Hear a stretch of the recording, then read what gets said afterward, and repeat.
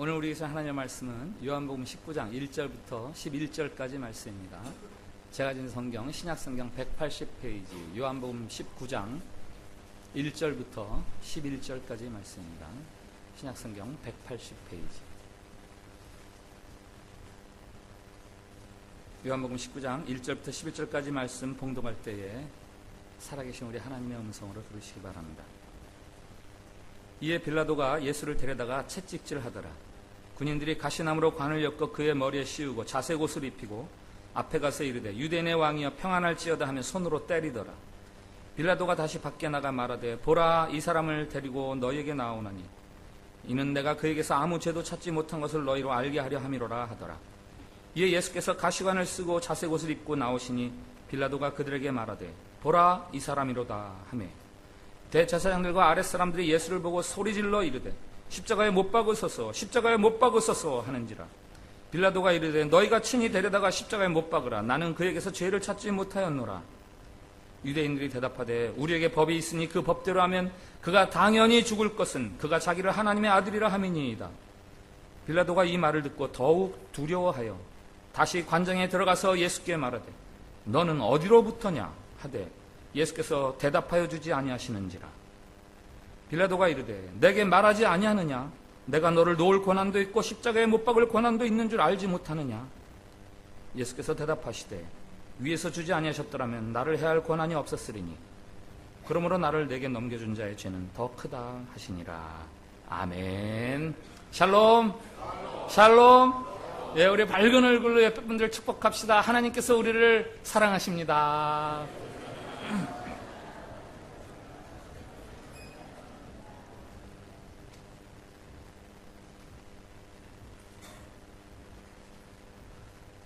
최근에 한국의 한 군 법원에서 한 피고인에게 징역 45년형을 선고했습니다.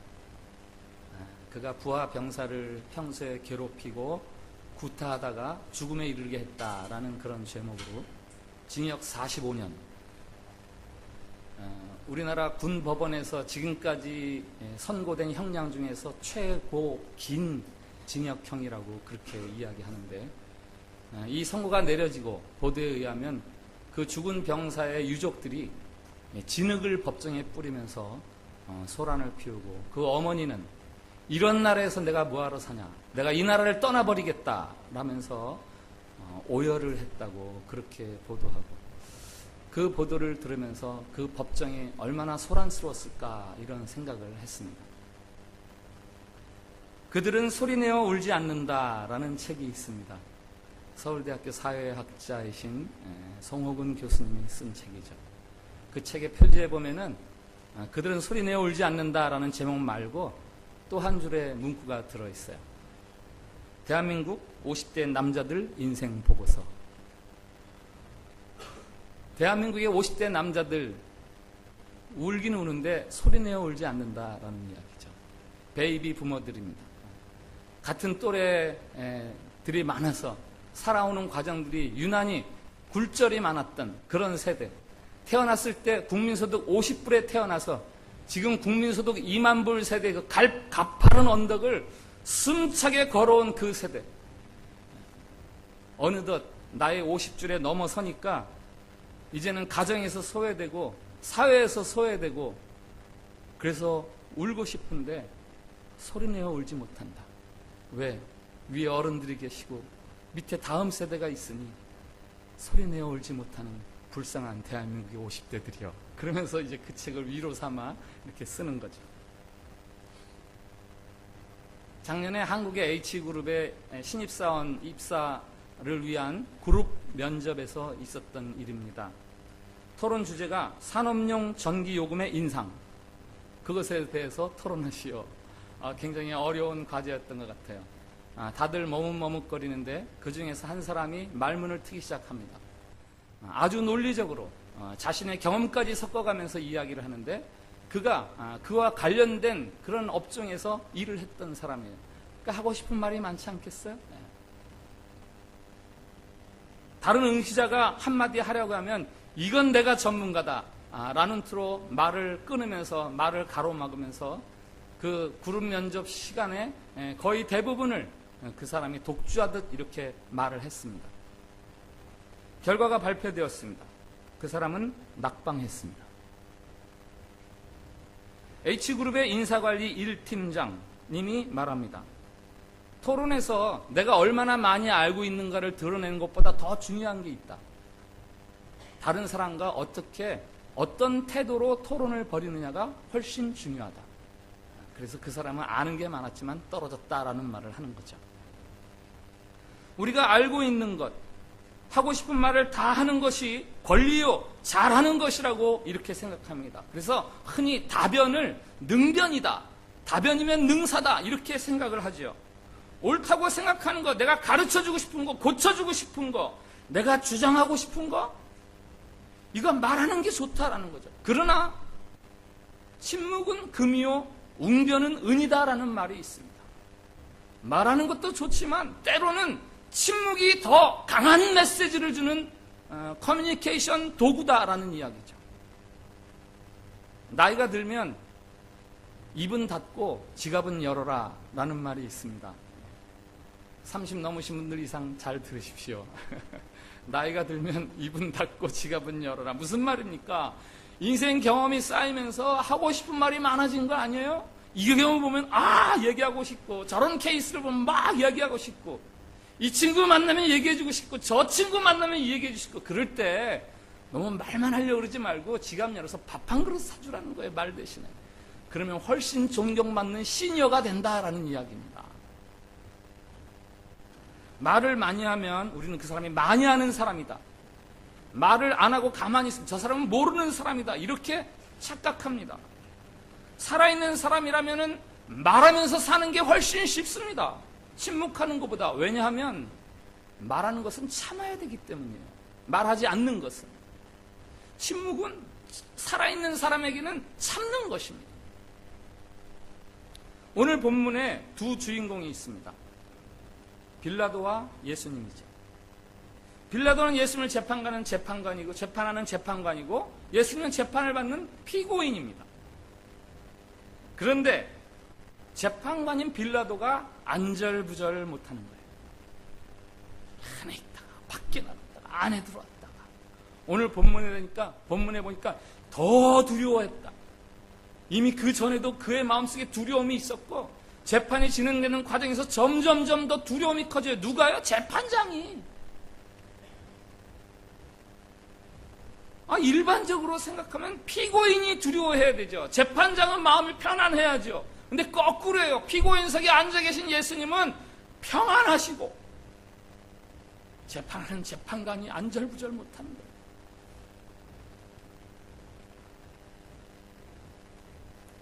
빌라도는 로마의 총독입니다. 헬레니즘과 헤브라이즘, 이 두 사상의 큰 두 줄기를 아시죠? 헬레니즘, 그리스 로마를 통해서 전해진 사상체계, 그 헬레니즘의 특징이 있어요.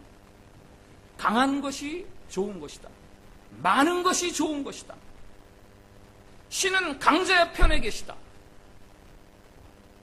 승리가 곧 정의요, 약한 것, 없는 것은 죄악이다.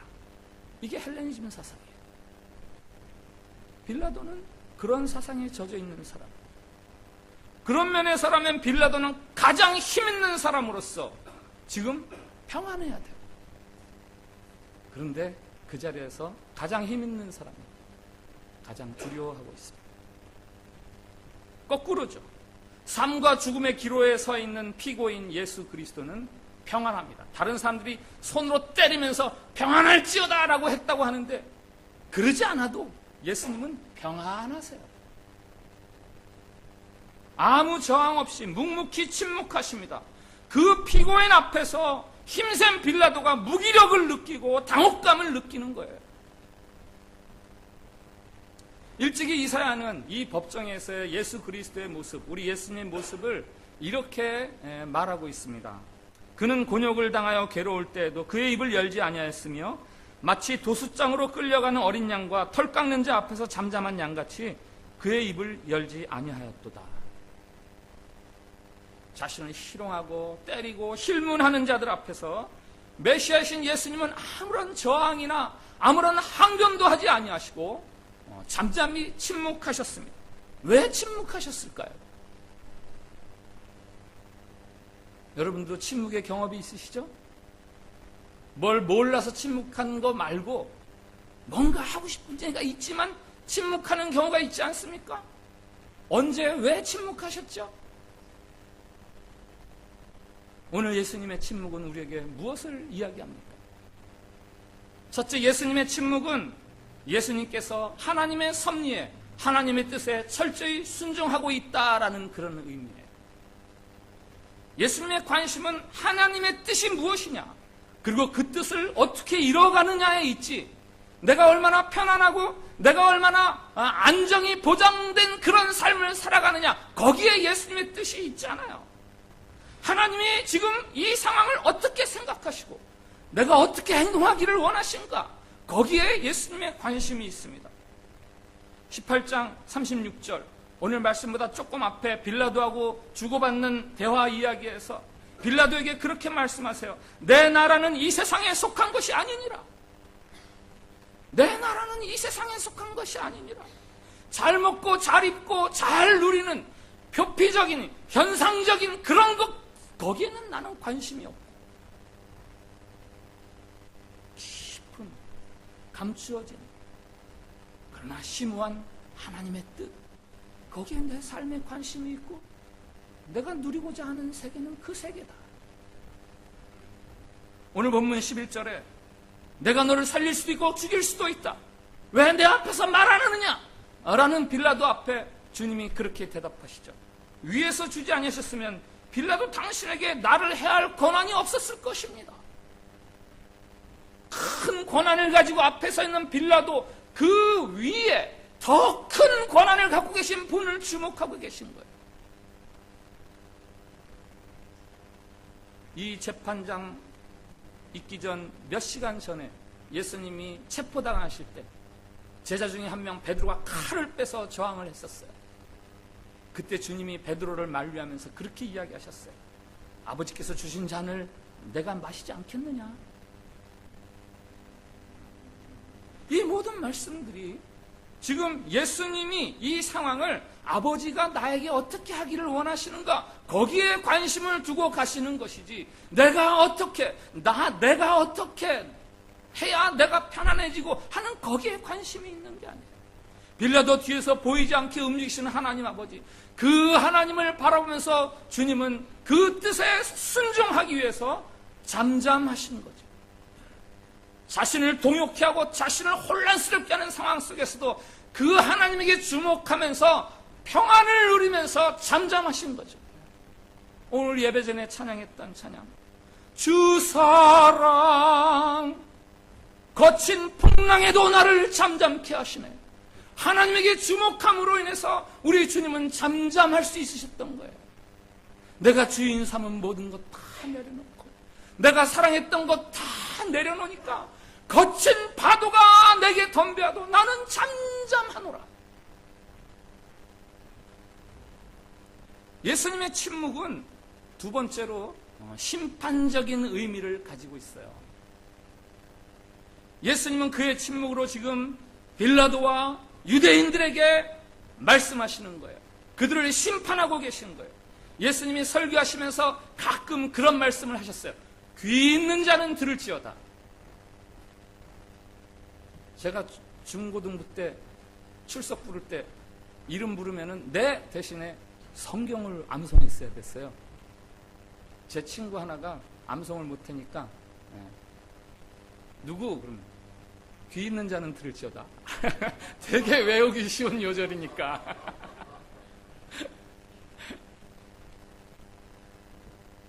들을 기가 없는 사람들이 있어요. 들을 기가 없는 사람. 들어도 깨닫지도 못하고 들으려고 하지조차 않고 들어도 그렇게 변화되려고 하지 않는 사람들이 있어요. 아무리 그들에게 진리를 말하면 뭐하고 그들에게 설교를 하면 뭐합니까? 아무 소용이 없는 거예요. 예수님이 제자들에게 말씀하셨어요. 돼지에게 진주를 주겠느냐? 돼지에게 진주를 주겠느냐? 자신은 십자가에 못 박으려고 아우성치는 유대인들이나 정의로운 재판 무엇이 정의로운가에 관심은 없고 무엇이 내 총독으로서의 안정을 유지해 줄 수 있는가 거기에 관심을 두는 빌라도 그런 사람들에게 말해본들 무슨 소용이 있겠는가 이거예요. 주님이 보실 때 그들은 스스로 하나님 나라의 바깥으로 뛰쳐나가는 사람들이에요. 지금 어딘가로 막 달려나가는 거예요. 하나님 나라 바깥으로 그들에게 내려지는 복을 발로 걷어차버립니다. 심판적인 의미가 있는 거죠. 예수님의 침묵은 당신들에게는 얘기해봤자 이제는 소용이 없다. 너희 지금 잘못하고 있는 거야. 돌이키지 않으면 너희들은 살 방법이 없다. 셋째로 예수님의 침묵은 희생과 사랑을 의미합니다. 예수님은 십자가에서의 죽음이 무엇을 의미하는지 잘 알고 계세요. 십자가란 주님에게는 다른 사람을 살게 하기 위한 자리입니다. 다른 사람의 생명을 위해서 자기 자신이 제물로 대속물로 드려지는 자리가 주님에게는 십자가예요. 이치를 따져서 합리적으로 도출해내는 결론이 십자가가 아니에요. 그저 모든 이치를 떠나서 저 사람들을 살려야지 하는 사랑과 은혜의 결정점, 그게 바로 주님에게는 십자가예요. 세상 죄를 지고 가는 어린 양으로서 자신을 대속물로 내어주는 자리. 그래서 요한복음 10장에서 주님께서 양과 목자의 관계에 대해서 이야기하면서 양을 이용해 먹는 목자가 있고 양을 위해서 자기 목숨을 버리는 선한 목자들, 참 목자들이 있다. 그러면서 이런 말씀을 하세요. 내가 내 목숨을 버리는 것은 이를 내게서 빼앗는 자가 있는 것이 아니라 내가 스스로 버리노라. 십자가 앞에서의 예수님의 침묵은 이 십자가를 통해서 내가 다른 사람을 위한 사랑, 다른 사람을 위한 희생의 제물로 되겠다는 자발적인 그런 마음입니다. 예수님은 침묵으로 인해서, 침묵하심으로 다른 사람을 향해서 지금 고백하고 있는 거예요.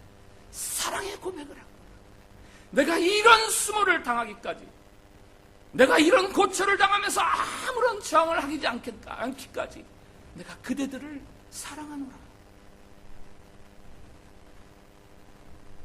엔도 슈샤크라는 일본 작가가 쓴 침묵이라는 소설이 있습니다. 아마 많은 분들이 읽으셨을 거예요. 일본이 배경입니다. 17세기에 캐톨릭을 아주 극심하게 박해하던 그런 시절이 있었습니다.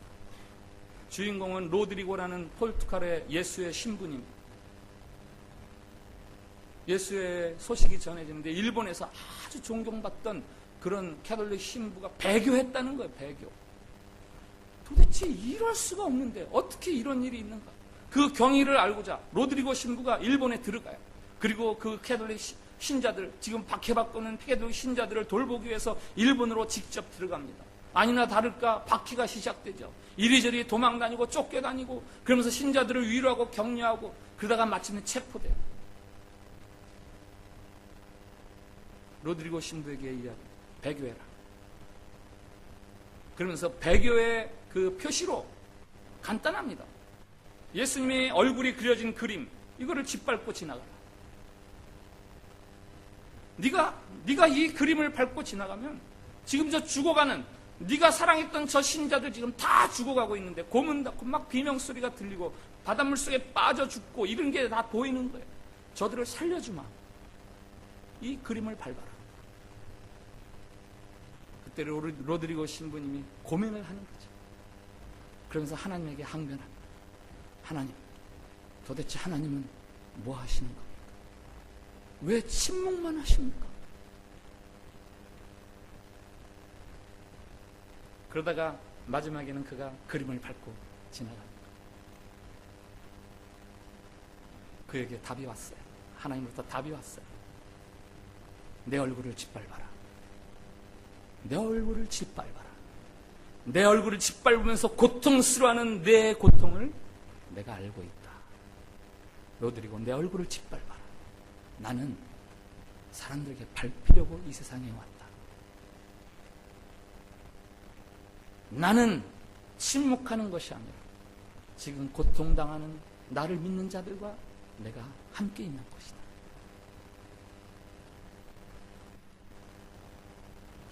하나님께서 침묵하신 것 같은 그 순간에도 하나님은 지금 나와 함께 계시다는, 우리와 함께 계시다는 그것을 이야기해 주는 책입니다. 우리에게도 하나님이 침묵하실 때가 있죠. 여러분에게도 하나님이 침묵하신 것 같은 때가 있죠. 그 하나님의 침묵이 답답하고 이해가 안 갈 때가 있죠. 구약의 하박국이라는 선지자가 있어요. 그가 대뜸 그의 글이 시작되자마자 하나님에게 이렇게 반항합니다. 여호와여, 어찌하여 내가 부르짖어도 주께서 듣지 아니하시니 어느 때까지리이까? 여호와여, 어찌하여 거짓된 자들을 방관하시며 악인이 의인을 삼키는데도 잠잠히 계시나이까?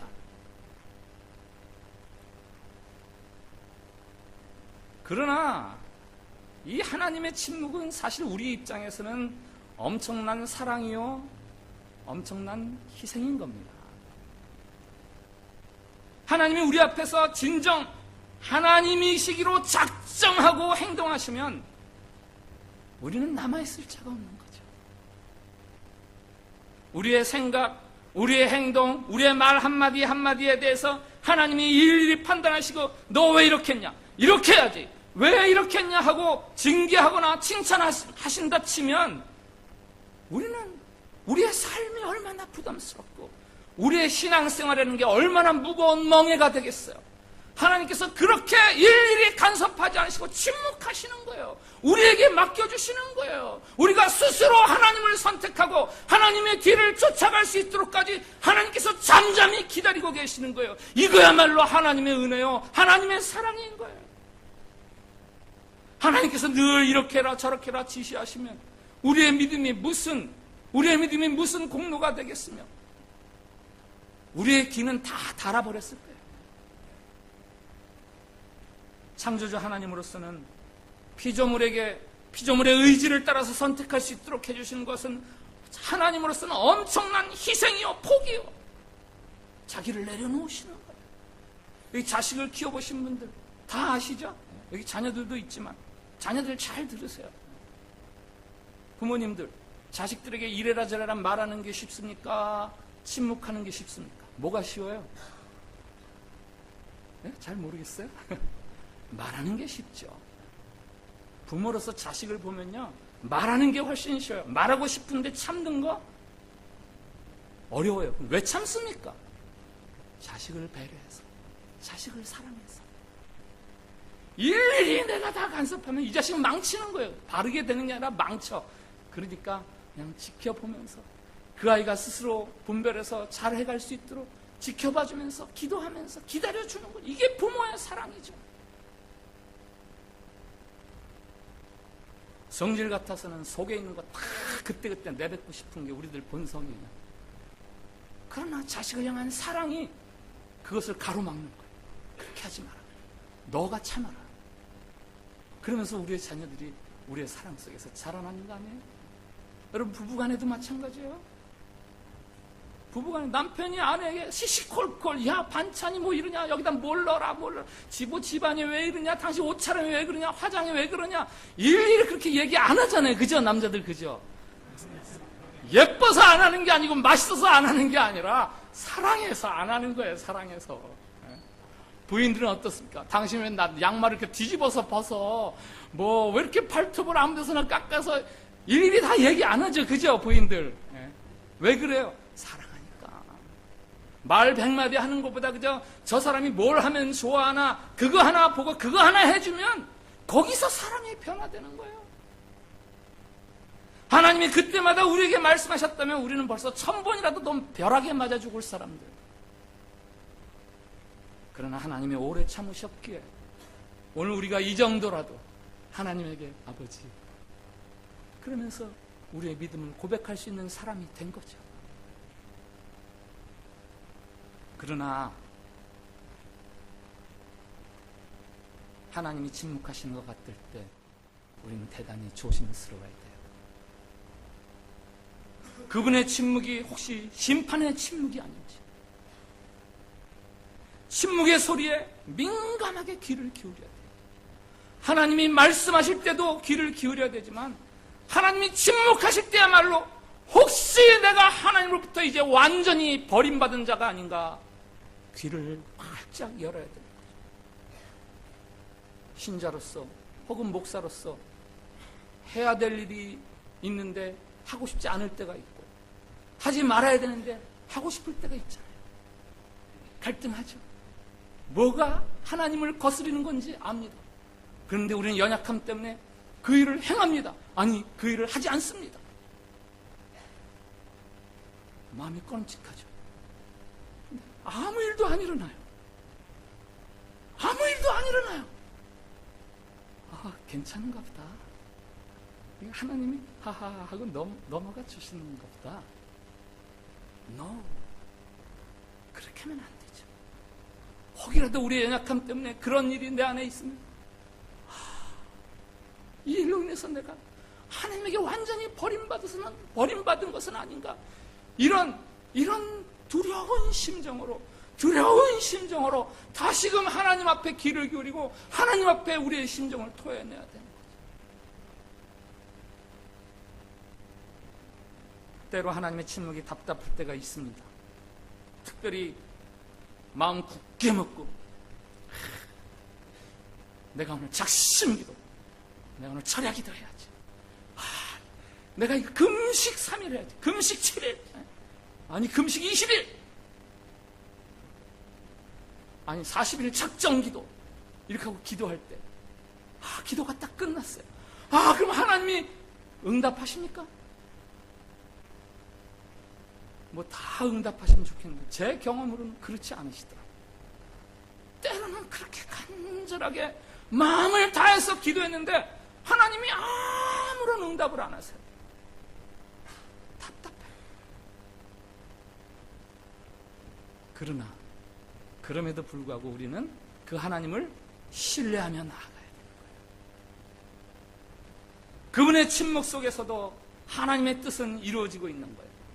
하나님의 입은 보이지 않지만, 하나님의 입은 열리지 않지만 우리를 향한 그분의 손은 움직이고 계신 거예요. 그분의 귀는 활짝 열려 있는 거예요. 제가 잘 아는 어떤 목사님의 이야기입니다.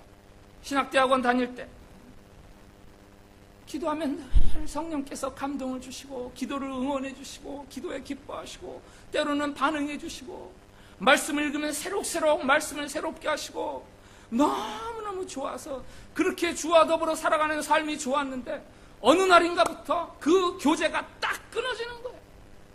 기도를 해도 이건 벽에다가 기도하는 것 같아요. 아무 반응이 없어요. 말씀을 읽어도 이거는 국어책 읽는 것 같아요. 차라리 신문을 읽는 게 더 머리가 잘 돌아가요. 예배를 드려도 예배에 감흥이 없습니다. 신학생이, 전도사가 그렇게 2달여쯤 지나가면서 너무 괴롭고 힘듭니다. 새벽 기도에 가서 기도를 하는데 뭐처럼 그렇게 주님께서 감동을 주시는데 힘드냐? 힘드냐? 네, 주님 힘듭니다. 주님과 교제가 끊어지니까 너무 힘듭니다. 저와 다시 교제해 주십시오. 너 이제부터 내가 이렇게 죽은 하나님 같아도 나를 위해서 살겠느냐? 이제부터 내가 믿는 하나님이 죽은 하나님이라 그래도 너 나를 위해서 네 삶을 바치겠느냐?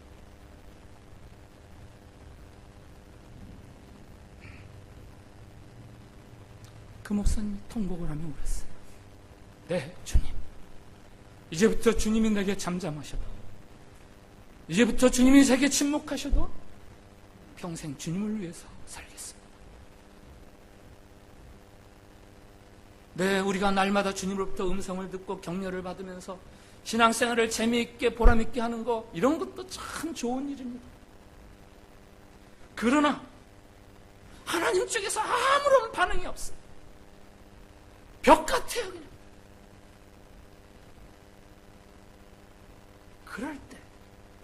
그럴 때 진짜 우리가 어떻게 해야 되냐? 그게 진짜 믿음이에요. 그럴 때 우리가 어떻게 해야 되냐?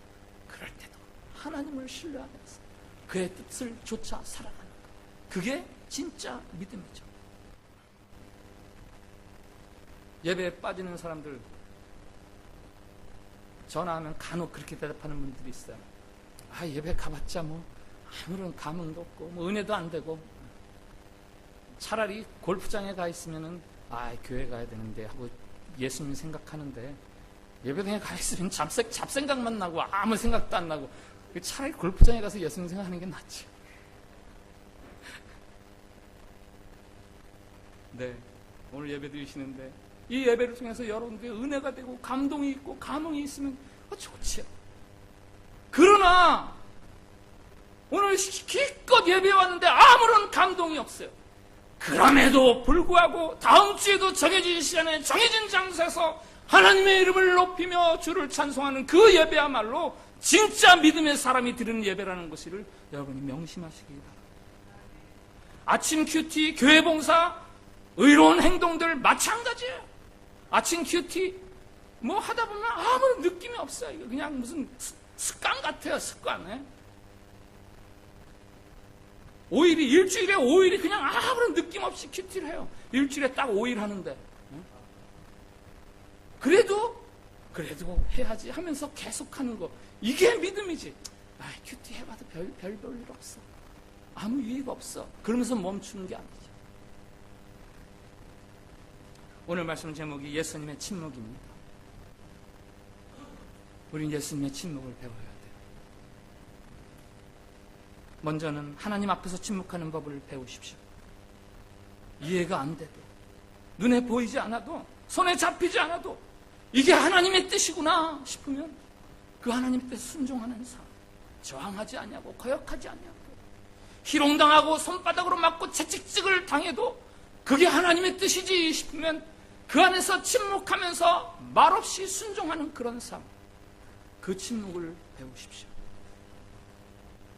그리고 사람들 앞에서의 침묵을 배우십시오. 말이 능사가 아니에요. 말이 능사가 아니에요. 묵묵히 십자가를 지시던 예수님이야말로 우리를 구원하신 구원자가 되셨어요. 말로 이렇게 해야 된다, 저렇게 해야 된다, 다른 사람을 향해서 그랬던 바리새인과 율법사들, 그들은 다른 사람을 단 한 명도 구원하지 못했어요. 특별히 자식을 키우시는 부모님들, 100마디 말보다 한 번의 사랑을 펼쳐보이세요. 모범을 보이세요. 공부하라고 닥달만 하지 마시고, 청소년들 좋죠? 지금 끄떡끄떡 엄마 좀 들었으면 좋겠다. 공부하라고 닥달만 하지 마시고 여러분들이 책을 읽는 모습을 보여주세요. 예수님 잘 믿어야 돼 라고 신앙을 강요만 하고 부담만 주려고 그러지 마시고, 여러분들이 홀로 있는 시간에 기도하고 홀로 있는 시간에 말씀을 읽고, 애들이 학교에서 오다가 문을 딱 열었는데 엄마가 무릎 꿇고 눈물을 흘리면서 기도하고 있어. 애들이 뿅 가는 거예요. 더군다나 그 입술에서 사랑하는 내 딸, 사랑하는 내 아들, 사랑하는 내 남편, 그러면서 기도해봐요. 그 소리를 들어봐요. 변화되는 거죠. 변화되는 거죠. 남편, 아내 마찬가지입니다. 말로 안 변해요. 사랑을 보이세요. 사랑을 보이세요. 그럼 변화되는 거예요. 바실레아 시링크라는 분이 Remain silent when you come under attack. 당신이 공격받을 때, 당신이 비난받을 때 Remain silent. 잠잠하라. 침묵하라. 이런 글이 있어서 좀 소개를 드립니다. 만일 하나님의 어린 양 예수님을 따르기 원한다면 공격받을 때 침묵하십시오. 침묵에 힘이 있습니다. 다만 겸손한 사랑으로 그들을 축복하십시오. 겸손한 사랑은 다른 무엇보다도 훨씬 더 쉽게 다른 사람을 설득하는 설득력이 있습니다. 다른 사람부터 공격당할 때, 다른 사람부터 비난받을 때, 억울한 일을 당할 때, 하나님이 하시는 일이 이해가 안 되고,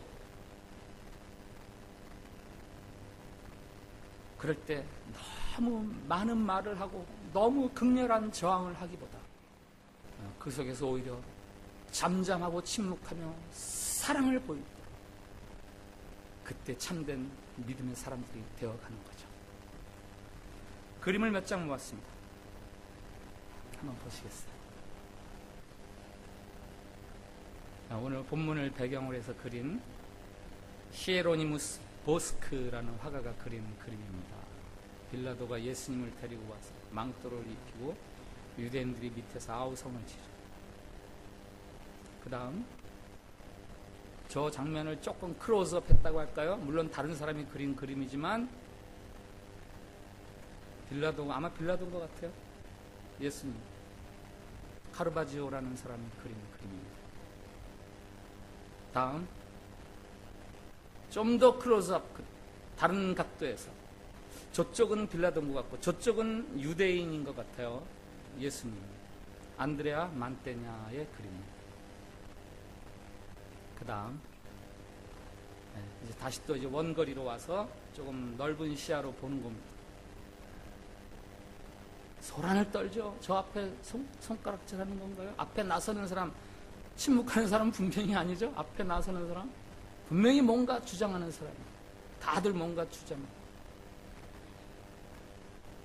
야콥, 예, 보셨죠? 그 전 그림, 그 다음 그림입니다.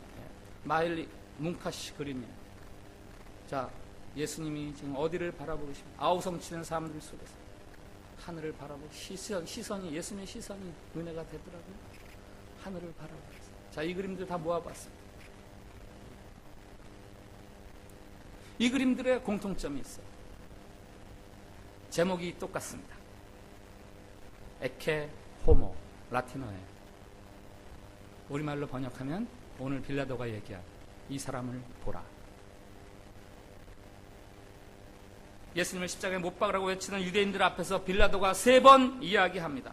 보라, 이 사람을 데리고 너에게 나왔다. 보라, 이 사람을. 보라, 너희의 왕을. 보라, 이 사람을. 이게 에케 호모. 그래서 화가들이 이 장면을 배경으로 그림들을 많이 그렸죠. 말 많고 자기 주장이 많은 세상입니다. 모순과 부조리가 가득한 세상입니다. 나도 한마디 거들고 싶은 세상살이입니다. 그러나 에케 호모, 묵묵히 침묵하시며 하나님의 뜻에 자기 자신을 희생하고 사랑을 위해서 자기 자신을 희생하시는 그 침묵하시는 예수님, 그 사람을 보십시오. 여러분들이 그 사람을 보고 그리스도를, 침묵하시는 그리스도를 닮으며 살아갈 때 이제는 그 말 많던 세상 사람들이 이 사람을 보라, 이 사람을 보라 하면서 여러분들을 높이고 여러분들을 존중하고 여러분들로 인해서 그들이 덕을 얻게 될 것입니다.